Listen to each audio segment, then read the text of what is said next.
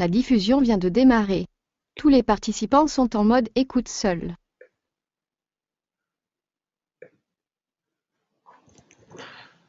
Bonjour à tous, bienvenue à la présentation du webinaire concernant les outils médiatiques proposés par Participation RBC et ses partenaires dans le cadre de la Journée du sport.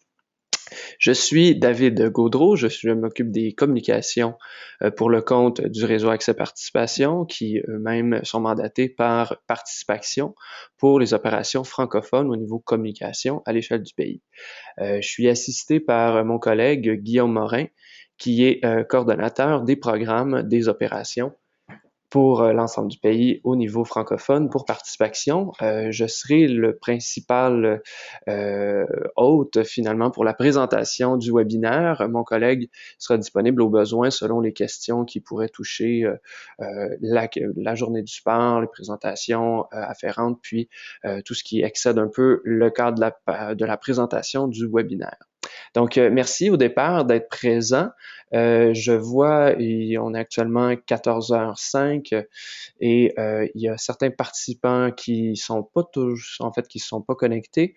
On va tout de même démarrer. Merci d'avoir été présent et peut-être vous signaler dès le départ, même s'il y aura une période de questions à la toute fin du webinaire, personnellement, j'aime bien interagir au fur et à mesure de la présentation, de sorte que on soit dans le propos, dans les médias, au lieu de peut-être perdre le fil. Si jamais vous posez une question et que je sais, bon, grosso modo, de quoi il sera question point par point, je donnerai une réponse concise ou je vous demanderai d'attendre, ou en fait, je vous soulignerai qu'il va être question de ce point au fur et à mesure de la présentation du webinaire. Donc, on démarre tout de suite. Je vous présente le menu pour le webinaire. Donc, avant d'entrer dans le vif du sujet, au niveau de la présentation principale, je vais faire une courte introduction pour résumer la journée du sport, sa mission, l'implication des partenaires, ce dont il sera question en complément aux événements qui sont présentés par des organisateurs comme vous, notamment ce qui sera télédiffusé par l'entremise de la chaîne nationale ici Radio-Canada. Et puis, peut-être aussi vous partager et pour vous alimenter au niveau de la publicité qui serait qui serait souhaitable, je vous dirais, de faire dans l'envoi de vos communications, que ce soit communiquer, vos médias sociaux. Donc, des trucs à récupérer finalement qui peuvent vous servir et puis vous mettre en valeur. Ensuite de ça, on entrera dans le vif du sujet. Je vais faire ni plus ni moins, si vous avez exploré les outils qui sont disponibles en ligne depuis la semaine précédente, le webinaire est conçu à partir du guide Relations de presse 101 que je commente, que je complémente. Et puis, vous pouvez toujours donc vous référer au guide en soi qui est disponible en ligne. Peut-être vous préciser aussi que la présentation, le webinaire actuel en fait, est actuellement enregistré et sera disponible en ligne également. Donc, c'est possible de réviser là, tout ce qui aurait été traité aujourd'hui. Et puis, en bout de ligne, comme vous le voyez, on va prendre le temps de faire une période de questions pour vous, ceux d'entre vous qui souhaiteraient soumettre des questions directement. En fait, vos questions, c'est possible de nous les soumettre par écrit. Nous, on a une interface dans laquelle on aperçoit les questions de tel participant. Donc, n'hésitez pas, comme je vous dis, au-delà de la période finale de questions, et pour vous poser vos propres questions en temps réel.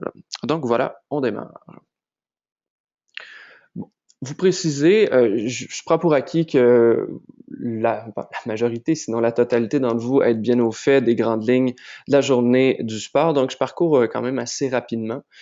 Pour ceux qui l'ignorent, c'est la 5e édition de la journée du sport RBC.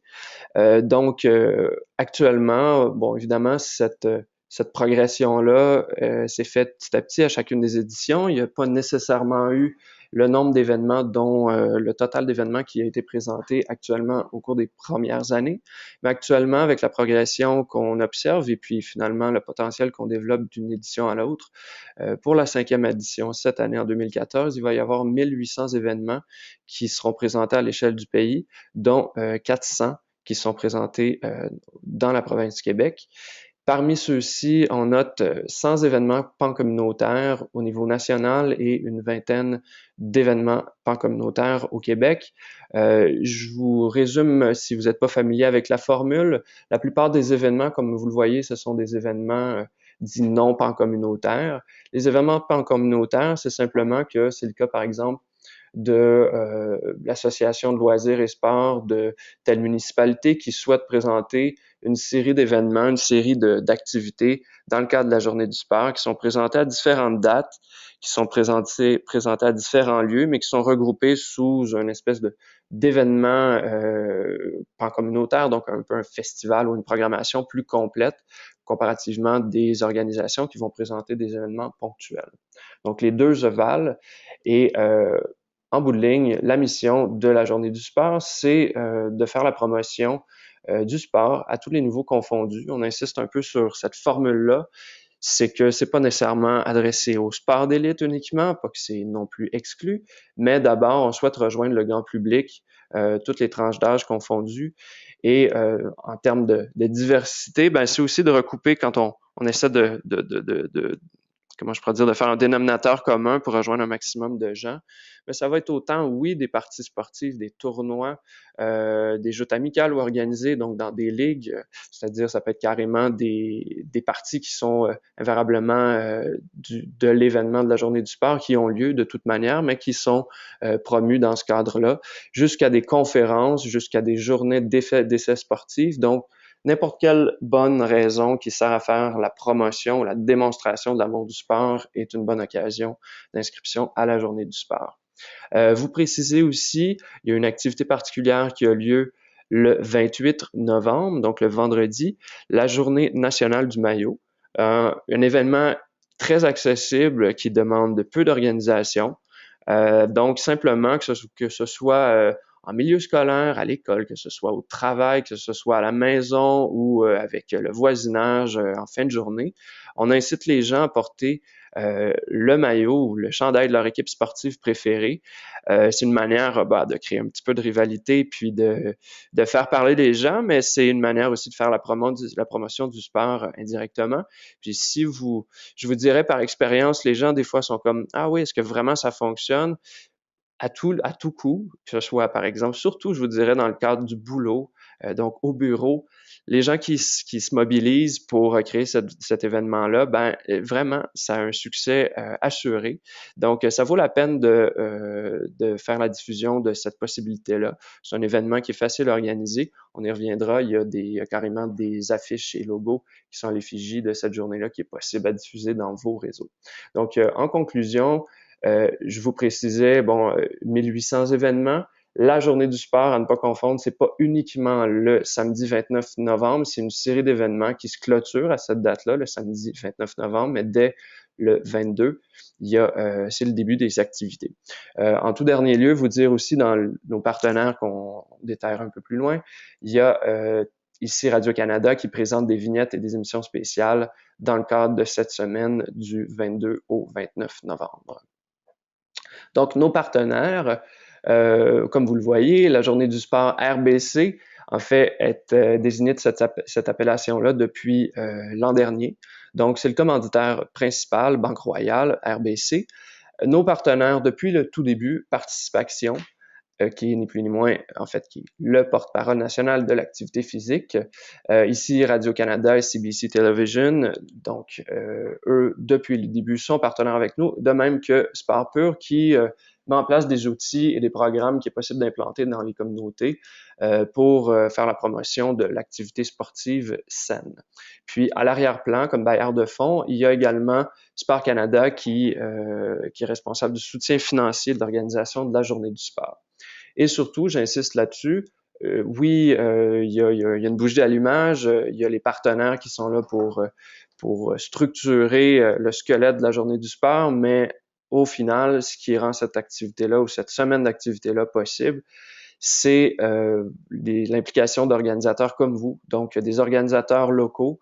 Oui, c'est des fédérations, des associations sportives, des réseaux d'athlètes, mais je vous dirais, les statistiques là, à l'appui, c'est finalement loisirs et sports adressés au grand public qui est possible de mettre sur pied avec votre aide, avec votre implication. Donc, merci beaucoup. Sinon, on aurait des bien bons partenaires, mais il n'y aurait pas énormément de participants. Donc, vous êtes vraiment le lien sur le terrain pour finalement promouvoir la journée du sport.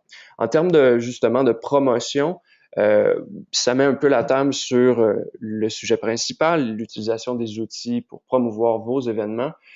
Simplement vous donner un aperçu global au niveau de la portée médiatique.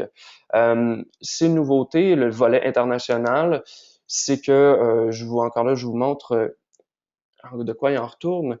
Le Comité international olympique a cité la journée du sport RBC comme un des 35 événements dans leur guide. En fait, il y a une commission en parallèle au Comité international olympique, la commission Le sport pour tous, qui ont créé un document. Et c'est 34 initiatives qui ont fait leur preuve, 34 initiatives à succès qui sont implantées dans les communautés locales.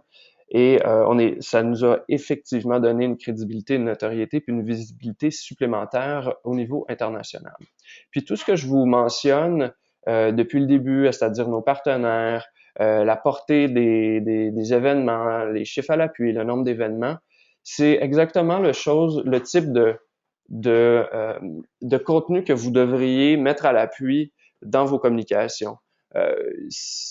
Reformulé autrement, je vous dirais que c'est de garder en tête que vous utilisez la notoriété, la crédibilité, l'envergure de la journée du sport comme un levier pour faire la promotion de vos propres événements. Donc, que ce soit de justement mentionner que la journée du sport a été utilisée comme étude de cas par le Comité international olympique, de mentionner qu'au niveau national, il y a l'implication de Radio-Canada, des partenaires, participation, en fait, la plupart des gens, ça sonne des cloches, donc les gens sont familiers, et puis tout ça donne de la crédibilité dans vos communications. Et comme je le mentionnais, au niveau local, et ça c'est directement relié aux organisateurs qui organisent des événements localement, l'usage des outils et puis la démarche qui est faite au niveau des communications et des médias locaux, c'est absolument, en fait, c'est important, c'est non négligeable. C'est que, bon, oui, on ratisse large au niveau national, mais il n'y a rien de mieux qu'une promo, une bonne promo locale pour assurer le rayonnement de vos activités et de la journée du sport. Dernier droit, avant d'entrer dans le vif du sujet, vous précisez, encore là, notez que c'est des informations sur lesquelles vous pouvez insister, ce qui va se faire comme diffusion dans le cadre de la journée du sport du 22 au 29 novembre. Il va y avoir des vignettes télédiffusées à ici Radio-Canada. Donc, l'intention derrière ça, c'est de démontrer différentes facettes de l'activité physique, des gens, monsieur, madame, tout le monde, des fois des volets plus spécifiques.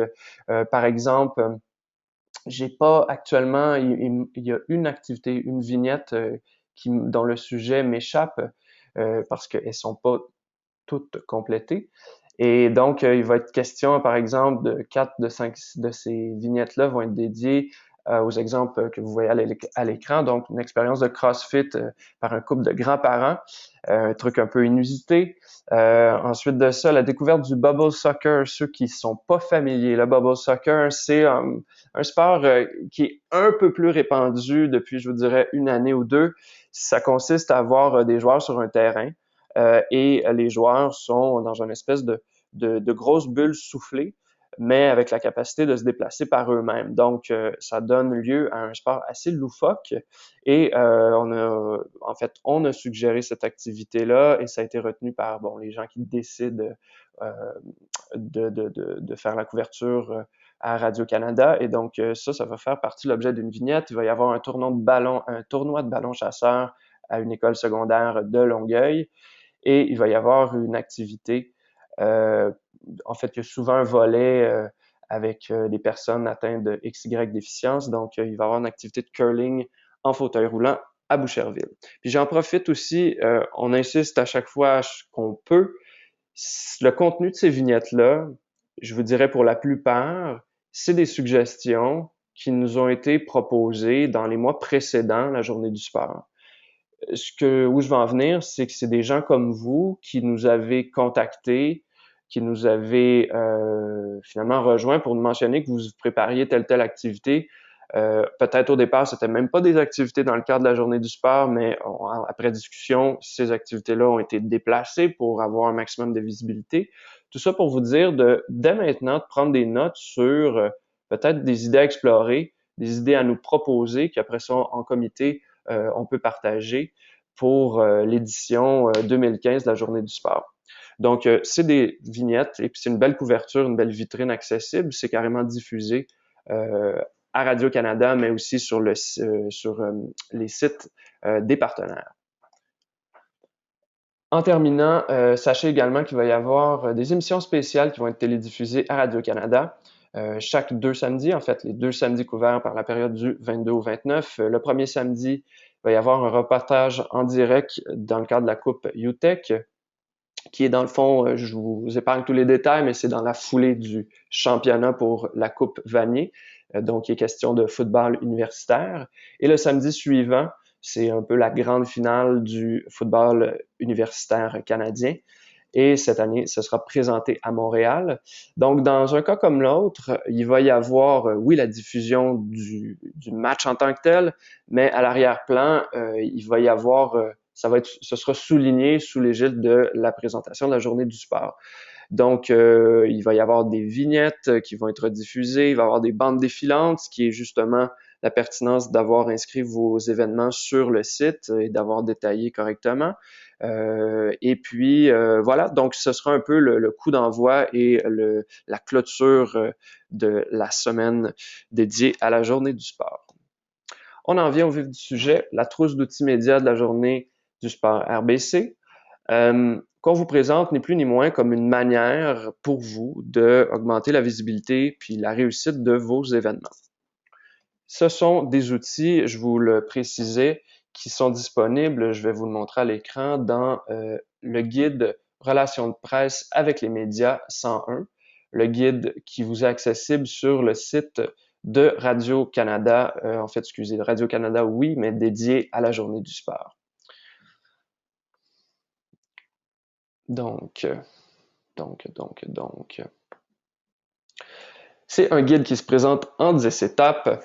Je vous précise avant de réellement entamer le détail de chacune des étapes, les outils que vous pouvez trouver en ligne depuis la semaine précédente, je référais encore une fois au guide de relations de presse 101. Et ce qu'il y a de particulier, c'est que dans le lot d'outils qui est possible d'utiliser en ligne, oui, il y a des affiches, il y a des logos à télécharger, à afficher, à placarder, à diffuser, donc à utiliser aussi dans vos communications par courriel, vos envois de bulletins. Il y a également des gabarits à personnaliser, c'est-à-dire que Participation, avec ses partenaires, ont carrément fait des documents que vous pouvez adapter à vos besoins. Vous pouvez changer le contenu, c'est clairement indiqué quelle partie on vous suggère d'altérer. Je vous fais un petit aperçu pour ceux d'entre vous qui n'avaient pas parcouru les outils. Donc, il y a 3 outils, 3 gabarits. L'inscription à l'événement, qui est ni plus ni moins l'envoi de vos activités sous forme de liste auprès des médias locaux. Il y a l'envoi d'un communiqué. Et tout ce que vous voyez en surligné en jaune, c'est des suggestions qui vous sont faites pour remplacer le contenu du texte, parce que sinon le corps du communiqué, tout ce qui est non surligné en blanc, donc noir sur blanc, c'est quelque chose à conserver dans votre communiqué. Donc, vous adaptez selon ce que vous présentez, selon les porte-paroles que vous avez ou non à vos événements, le type d'activité, l'emphase que vous voulez mettre finalement sur durant le cours de la présentation. Et il y a carrément, dans le même ordre d'idée, un article prêt à publier. Je vous dirais que dans ce cas-ci, c'est carrément, oui, il y a des sections adaptées, par exemple au niveau de votre ville, le type d'activité, mais essentiellement, l'article est déjà tout rédigé et ce type d'outil est adapté avec des citations en lien avec la 5e édition. Donc voilà, vous êtes déjà lancé. Simplement, il faut prendre le temps de adapter et de personnaliser ces outils-là. Donc, les 10 étapes, encore une fois, j'insiste là-dessus, les 10 étapes renvoient aux 10 étapes contenues dans le guide Relations de presse 101. Je vais prendre du temps avec vous pour détailler chacune d'elles, complémenter, mais essentiellement, ce que je résume, ce que je reformule est déjà présent dans le guide en tant que tel. Donc, étape 1. Évidemment, on est conscient que vous avez différentes réalités. Il y a certains d'entre vous qui présentaient des événements dans une plus petite municipalité, certains autres vont avoir carrément, que ce soit si c'est en plus petite municipalité ou dans un grand centre comme Montréal, Sherbrooke, Québec, des organisations qui ont carrément une équipe complète de communication, d'autres pour qui la réalité le permet pas. On est conscient par rapport à ça. Je vous dirais par expérience, tant mieux si vous avez une équipe dédiée et surtout disponible pour la promo de vos événements. Par contre, si certains ont fait des expériments, en fait, utilisent des équipes à l'externe, je vous dirais que votre organisation, celle même qui présente vos événements dans le cadre de la Journée du sport, c'est assurément l'organisation, ou peut-être vous-même à titre d'organisateur principal, la personne la mieux placée pour être avisée sur ce que vous présentez, ce que vous avez en tête, que ce soit la présentation là dans le média, comme déjà ce que vous utilisez comme levier pour l'an prochain. Donc, c'est pas négligeable. De la même manière, vaut mieux viser des médias spécifiques accessibles dans votre réseau plutôt que de ratisser large puis éviter de viser sensible alors qu'il y en a peut-être 2 ou 3 qui sont réellement atteignables et de 2 qui en valent réellement la peine. Donc, il y a clairement d'établir au départ qu'est-ce que c'est votre plan de match, qu'est-ce que vous voulez rejoindre comme cible, à qui vous voulez parler, et nécessairement, ça nécessite un temps de préparation approprié pour obtenir les résultats.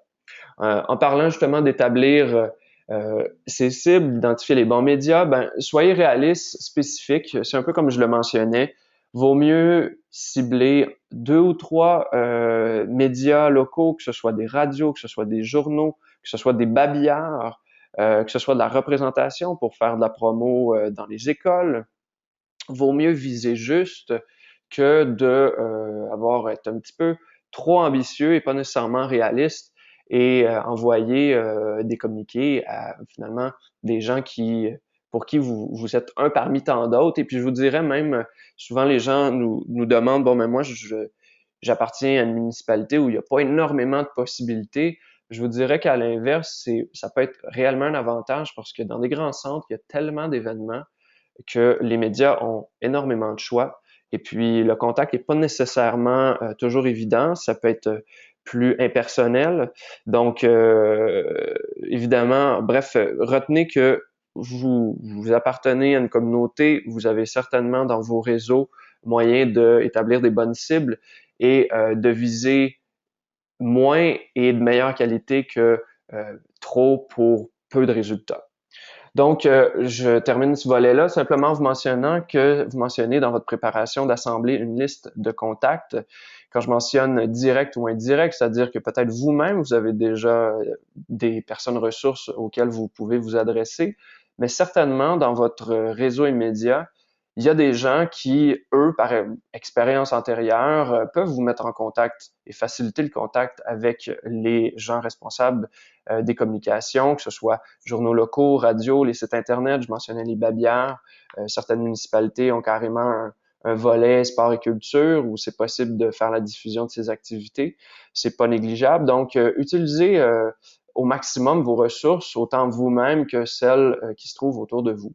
Assurez-vous d'avoir une liste. Cette liste-là va vous être utile autant pour faire une conclusion ou un débrief de votre expérience, mais elle va être utile pour les éditions futures, ou que ce soit la journée du sport ou de manière générale pour faire la promotion ou maximiser la communication entourant votre organisation. Donc, avoir un bon carnet bien clair et à jour, ça vaut toujours la peine de maintenir ça toujours à jour dans vos documents.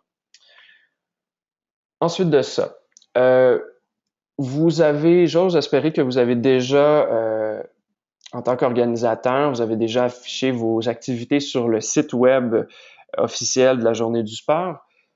C'est important dès le départ, comme premier endroit duquel va découler beaucoup d'informations, que vos activités soient bien détaillées. C'est-à-dire que les infos, ça peut être aussi banal que d'avoir une bonne date pour la présentation de vos événements, une bonne heure, un lieu de présentation, de fournir une courte description.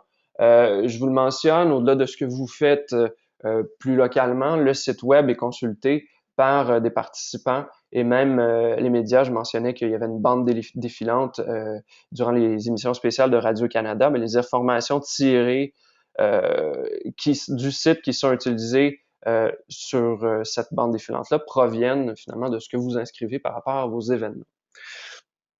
Maintenant, votre événement, pensez, oui, média, en fait, c'est simplement une présentation professionnelle. C'est pas nécessairement obligé d'être sérieux et rigide, mais c'est simplement qu'il y a un côté accrocheur. Ça peut être très concis et efficace. Il n'est pas nécessaire de pondre de longs paragraphes.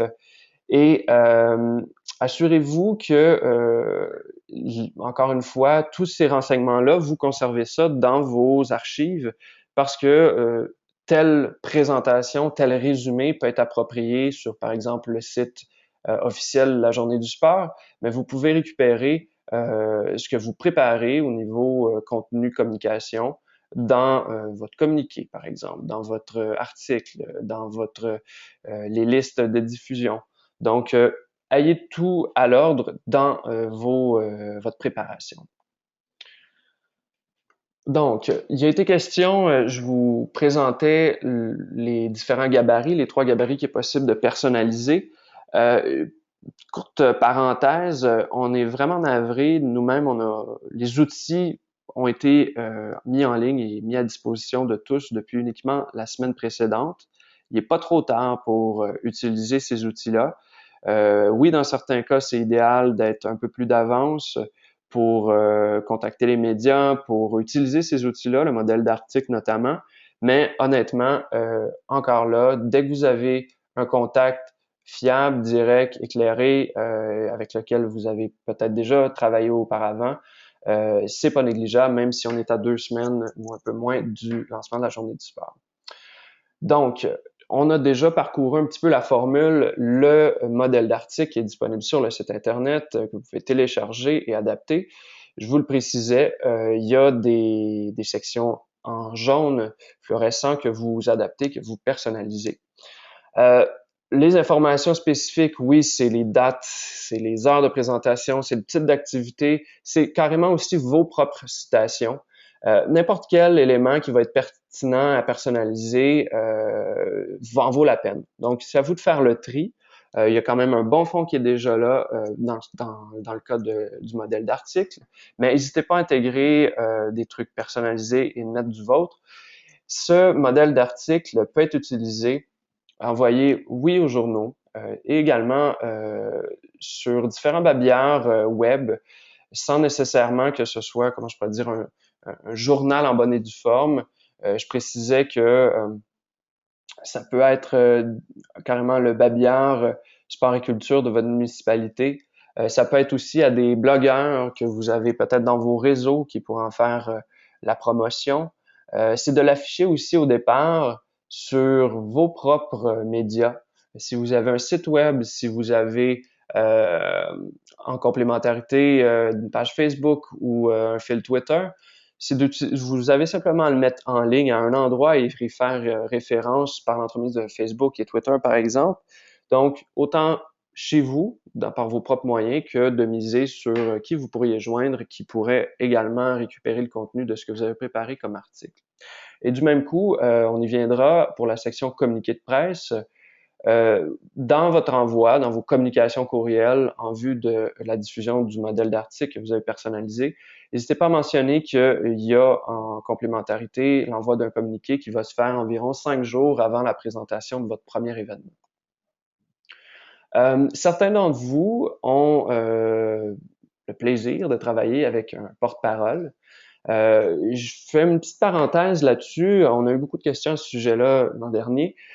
C'est que, encore là, il y a certaines organisations qui ont la possibilité d'aller chercher un porte-parole à l'externe, une personnalité publique. Ça peut être le maire de la ville, ça peut être jusqu'à un professeur d'activité physique de l'école du coin, jusqu'à, je sais pas si vous avez, certains organismes ont des bons contacts, donc des athlètes. Donc, bref, le porte-parole, oui, peut augmenter la visibilité puis apporter un certain intérêt supplémentaire à l'événement. Par contre, je vous dirais, la commune des organisations n'ont pas nécessairement cette stratégie-là. Et puis, très franchement, de la même manière qu'il vaut mieux compter sur soi-même et être réaliste dans son approche, une personne à l'interne de votre organisation, peut-être vous-même, peut être honnêtement la meilleure personne pour vous représenter. Vous savez de quoi vous parlez, vous avez les détails de tout ce que vous planifiez depuis X nombre de semaines, et vous savez qu'est-ce que vous souhaitez communiquer comme message au moment d'entrevue. Donc, vraiment, c'est pas négligeable. Simplement, pour avoir discuté avec certaines organisations qui, eux, étaient un peu sceptiques par rapport à la diffusion médiatique qui allait être possible d'obtenir parce qu'ils n'avaient pas de porte-parole. Honnêtement, si vous avez quelqu'un qui est articulé, qui est capable de résumer ce que vous faites comme travail, qui est idéalement impliqué dans vos opérations, ça pourrait être très franchement une meilleure personne que un porte-parole qui, oui, a peut-être une certaine visibilité au départ, mais qui sera peut-être pas aussi impliqué. Dans un cas comme l'autre, très important de préparer le contenu des interventions des porte-paroles, d'être bien avisé sur ce qui va se présenter comme événement, autant vous, vos activités que la mission qu'on a pu élaborer ou présenter en première partie. Donc, la journée du sport, qu'est-ce que c'est, pourquoi, qu'est-ce que c'est l'historique, comment est-ce qu'on joint ça, la portée de l'événement qui est, oui, local aujourd'hui, mais c'est un mouvement de masse à l'échelle du pays.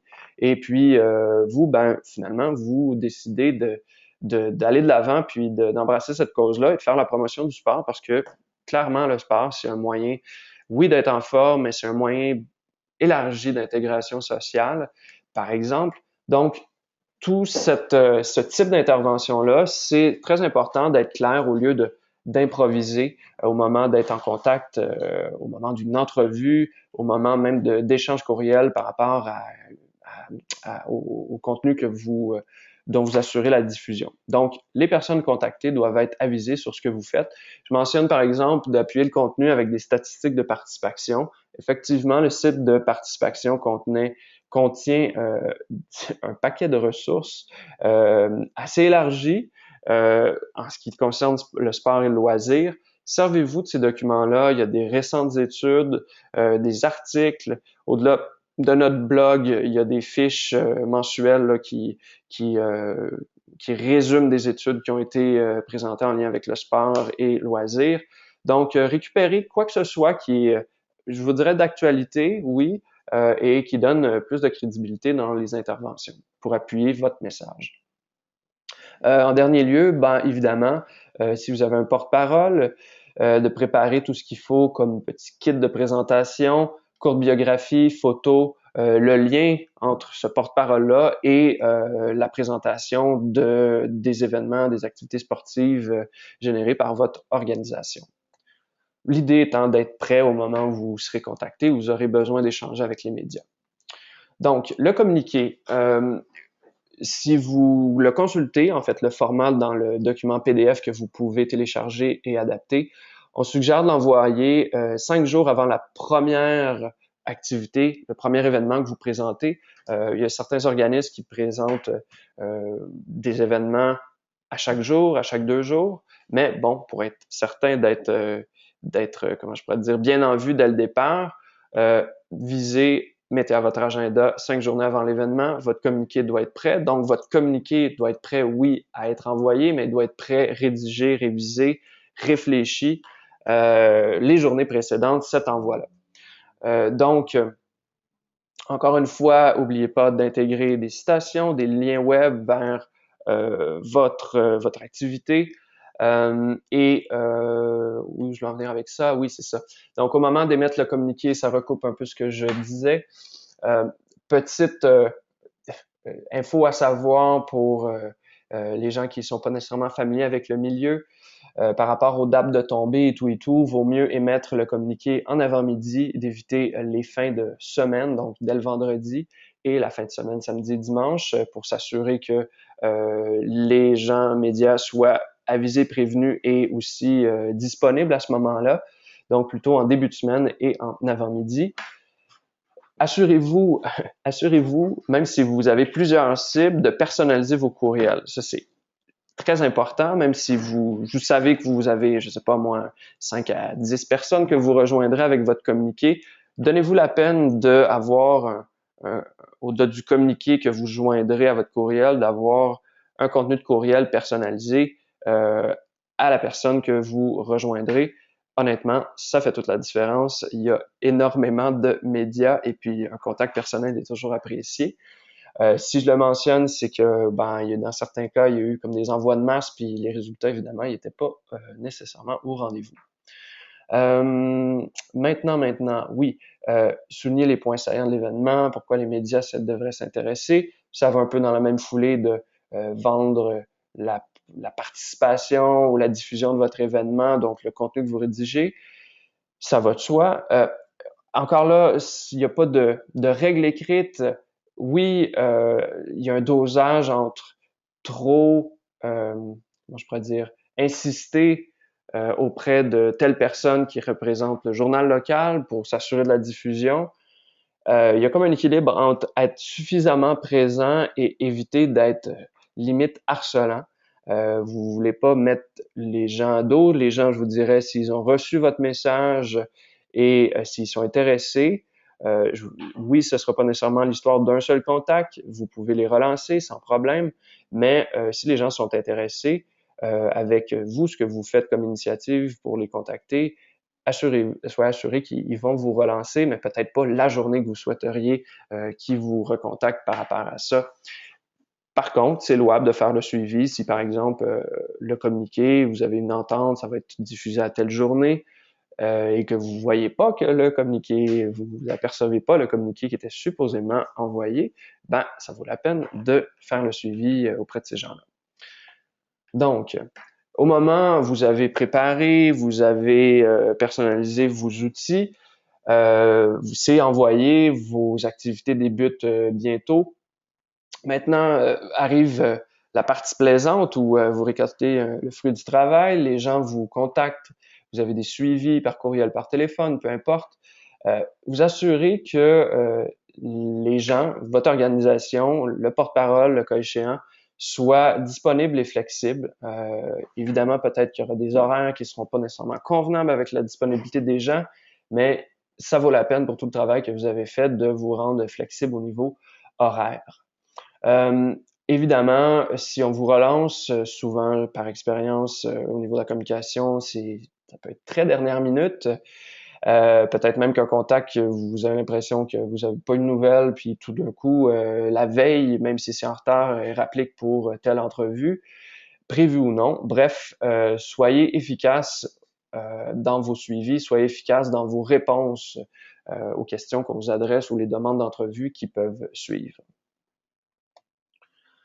Maintenant, je vous mentionnais il y a peut-être une dizaine de minutes que tout le travail de préparation que vous faites, tout le travail de lister vos contacts, de mettre à jour ces informations-là dans votre carnet d'adresses, contacts, médias, oui, c'est pour l'immédiat, assurément, pour vos activités cette année, pour l'édition la 5e édition de la Journée du sport, mais pensez long terme aussi, c'est-à-dire que les relations que vous établissez présentement vont payer, oui, dans le présent, et vous souhaitez qu'elles payent dans le futur également.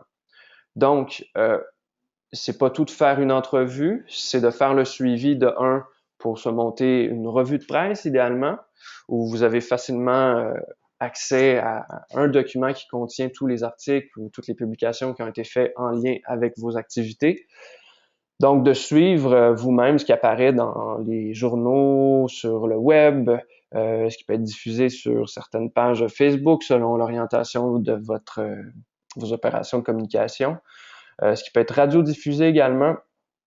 Donc, les fameuses découpures de presse, c'est vraiment important, même si on est en 2014, ça vaut la peine de se donner la peine de acheter un article, de le numériser, de garder ça dans vos archives, de vous monter finalement un document de référence, et ça va vous servir pour comment je peux dire, les activités en général de votre organisation, et puis la notoriété finalement des événements que vous organisez, oui, dans le média et dans le futur, j'insiste encore. Donc, bâtissez vos relations pour le futur. Oui, bon, en fait, ça recoupe un peu ce que je mentionnais, réaliser une revue de presse, des coupures d'articles, ça peut être des articles sur le blog également, sur des articles de blogueurs sur le web, excusez. Vous allez voir après essai-erreur qui sont vos bons contacts, où vous avez des bonnes réponses, ou par exemple, vous recevrez, même si l'activité est en cours, puis il y a des retombées par rapport à ça, vous verrez un peu le rayonnement, puis les opportunités que votre implication pour la journée du sport aura amené. Et ces contacts-là, ben, s'ils ne peuvent pas être utilisés actuellement, ben, c'est assurément des contacts à garder, puis à inscrire dans votre carnet de contacts que vous gardez à jour pour opportunités futures. J'insiste, je sais que les outils disponibles en ligne, oui, il y a des affiches, il y a des logos à utiliser, à intégrer sur votre page Facebook quand vous faites la promotion de vos activités. Par contre, il n'y a pas un volet médias sociaux qui est très développé. Par contre, nous, on prend l'initiative de vous préciser que si vous étiez pas déjà avisé, il y a une page Facebook et un compte Twitter de participation qui affiche des nouvelles au quotidien. Et durant la journée du sport, ces outils-là, ces médiums-là sont pratiquement à votre disposition. C'est-à-dire que je vais donner suite là, après le webinaire avec un courriel, vous pourrez me recontacter. Si vous souhaitez utiliser notre page pour diffuser photos, vidéos, annonces, liens courriels, c'est quelque chose que moi j'ajuste, qui est possible de faire. Donc, au-delà de, oui, votre page Facebook, c'est possible d'assurer une diffusion de votre contenu via nos médiums, nos plateformes médias sociaux. Donc, n'hésitez pas à prendre contact avec moi par courriel. Je vais vous envoyer ça en fin de journée ou peut-être demain en débutant votre journée. Et puis, ça va nous faire plaisir de vous soutenir dans la promotion de vos activités.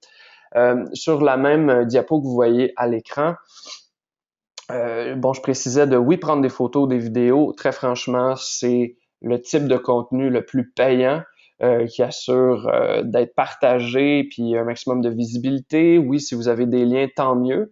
Mais en cours d'événement, n'hésitez pas à, par exemple, nous tweeter vos photos directement au compte de participation, d'envoyer la même chose via Facebook, même chose pour les vidéos. Donc, honnêtement, c'est ce qui est le plus payant comme contenu à diffuser. J'attire votre attention sur le concours Flex for Sport, qui est une autre manière de mettre à profit et aussi comment je pourrais dire, d'avoir une motivation supplémentaire pour générer un maximum de photos durant vos événements. Je vais également envoyer dans le courriel là, qui suivra un lien directement vers le concours. Ni plus ni moins, les grandes lignes, c'est qu'on demande aux gens de prendre leur meilleure pose en montrant leurs muscles puis leur attitude de sportif. Donc, un concours ludique, il y a des prix à gagner à chacune des journées durant la journée du sport, des bons cadeaux chez Toys R Us, mais surtout, il y a, je crois, 2 chandails, ou en fait 2 journées, il va y avoir de tirage de chandails d'athlètes olympiques, 2 hockeyeuses qui font partie de l'équipe Canada, qui vont carrément donner des chandails d'équipe Canada signés. Donc, c'est une manière de susciter de l'intérêt pour la prise de photos. C'est un concours en marge de la présentation de la journée du sport. Il y a une page dédiée à l'envoi de ces photos-là. Encore là, les grandes lignes, elles seront disponibles dans le lien que je vous enverrai, mais en résumé, le concours, c'est simplement de prendre des photos, de nous les faire parvenir, soit directement sur la page Instagram du concours ou via Twitter si vous avez votre organisation ou si les gens personnellement ont des comptes Twitter, de prendre ces photos-là et de les envoyer via leur compte au compte Twitter de participation. et tout ça est compilé et il y aura en temps et lieu le nom des gagnants qui sera révélé. Donc, en résumé, l'opportunité de la présentation de la Journée du sport avec tout le rayonnement que ça implique, avec la notoriété maintenant là, après 5 éditions, que ce soit au niveau international et surtout national et local, c'est une occasion pour vous de profiter de ce levier-là pour faire la promotion d'événements sportifs. Puis je vous dirais, les événements que vous présentez dans un bon nombre de cas, c'est des événements qui ont lieu, des activités sportives, en loisirs, sport que vous présentez à longueur d'année, possiblement. Mais là, il y a comme une bonne manière de faire mousser un petit peu l'implication communautaire que vous offrez aux gens localement. Donc, profitez de ce tremplin-là pour mousser votre visibilité en tant qu'organisation, en tant que chef de file au niveau communautaire pour tout ce qui est sport et loisirs. Je vous rappelle que l'essentiel de la présentation actuellement est basé sur le guide Relations de presse 101. Vous pourrez vous référer à la vidéo qui va être mise en ligne du webinaire actuellement, mais référez-vous également à cet outil qui est disponible téléchargement sur la page d'outils promo média de la Journée du sport. Et même chose pour les 3 gabarits à personnaliser, téléchargeables à partir de la même page. Même chose pour des affiches, des logos qui peuvent être intégrés dans vos communications. Assurez-vous au départ, j'insiste jamais trop là-dessus, d'avoir au départ votre événement qui est enregistré, oui, sur le site officiel de la Journée du sport, ce qui est le cas pour vous actuellement, j'ose croire, mais surtout, assurez-vous d'avoir une info mise à jour, parce qu'entre le moment où on a inscrit l'événement puis la présentation, il y a certainement pu y avoir des modifications. Bon, les gabarits, comme je le précisais, puis j'insiste encore une fois sur la possibilité d'utiliser vos médias sociaux et nos médias sociaux. Contactez-moi, David Gaudreau. Vous recevrez un courriel. Ça va me faire plaisir de collaborer avec vous puis d'essayer d'élaborer une stratégie qui convient à tout le monde et assurer un meilleur rayonnement de vos événements puis une meilleure réussite de vos activités. Donc voilà, essentiellement, ça conclut la présentation. On vous remercie encore une fois de votre implication. Sans vous, ce serait un bel événement, mais un peu creux, un peu vide. Donc, on dépend. S'il y a 1800 événements, c'est parce qu'il y a autant d'organisateurs et de gens qui se mobilisent pour présenter puis offrir des activités sportives dans le cadre de la Journée du sport. Je n'ai pas aperçu, en fait, il n'y a pas eu de questions en cours de présentation. Si vous avez des questions actuellement, suite à la présentation, c'est le moment de vous faire entendre. Donc, simplement de rédiger les questions dans l'interface associée au webinaire. Je relis, en fait, j'aperçois les questions au fur et à mesure que je les reçois. Donc, je vous laisse un petit peu de temps pour voir si je reçois des questions. Sinon, ce sera la fin de la présentation. Et je vous enverrai un courriel qui recoupe liens et outils ou carrément la vidéo de la présentation dès que possible. Donc, s'il y a des questions, allez-y. J'attendrai de recevoir par écrit.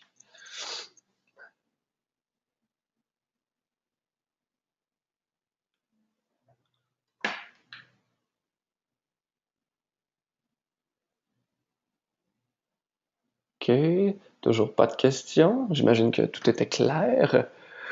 Donc, je vous remercie. Si entre-temps, il y a quoi que ce soit qui vous vient en tête, peu importe que ce soit quelque chose qui a été abordé ou non, n'hésitez pas à me recontacter par courriel. Ça me fera plaisir de vous recontacter, de vous écrire, de vous appeler directement.